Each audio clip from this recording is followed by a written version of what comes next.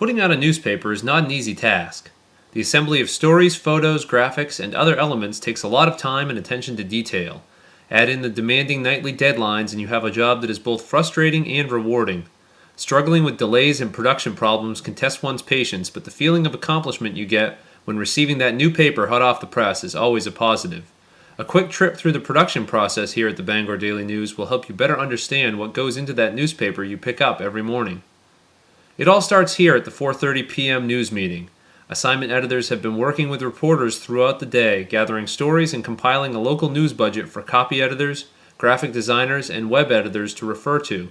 The Wire editor has also been hard at work putting together a budget of national and international stories gathered from the Associated Press and other sources. At the news meeting, the night editor, who oversees the evening production process, discusses potential front page stories as well as stories for the state page front and the business page with copy editors and designers.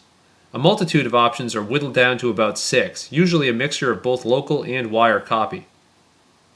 The copy desk is where the ideas for the newspaper become reality. The first step for the designers after receiving the list of stories for their specific page is to examine the page layouts, or dummies. The designers must decide where to place the stories on the page, what headline sizes to use, and whether to run photos or graphics with the stories. All of these factors are dependent on space limitations and basic news sense. For example, pairing multiple stories about the same subject, such as the latest news from the Iraq War, is always a wise idea. The newspaper's front pages are special cases. The design tends to be more complex than most interior pages, so working on a layout within Quark, the program used to construct the final printed pages, is usually advised. The designer must put a lot of thought into creating a page that is pleasing to the eye while also accurately conveying the top stories of the day to readers. Once the design is complete, stories can then be assigned to the appropriate pages using a program called Page Manager. The copy editor assigns the correct headline styling for each story, and then another editor reads the story, writes the headline, and sends the story to a slot editor.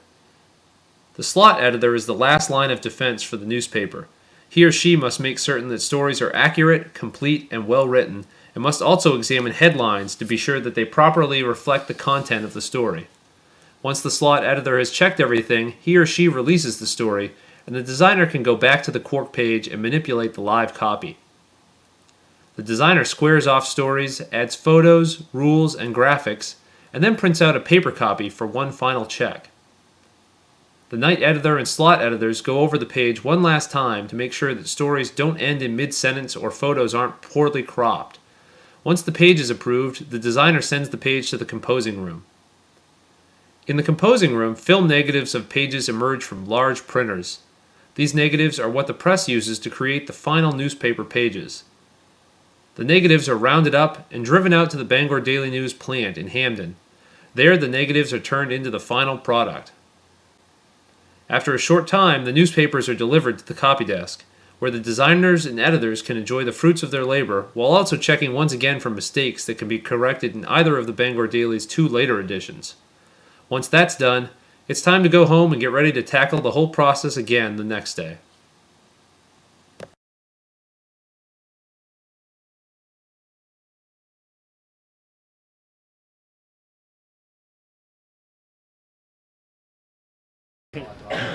Happy copy editors reading their newspapers. They're all excited. So this is all jumpy and shaky and looks like crap anyway, so. Go away, Travis. We'll edit this part out.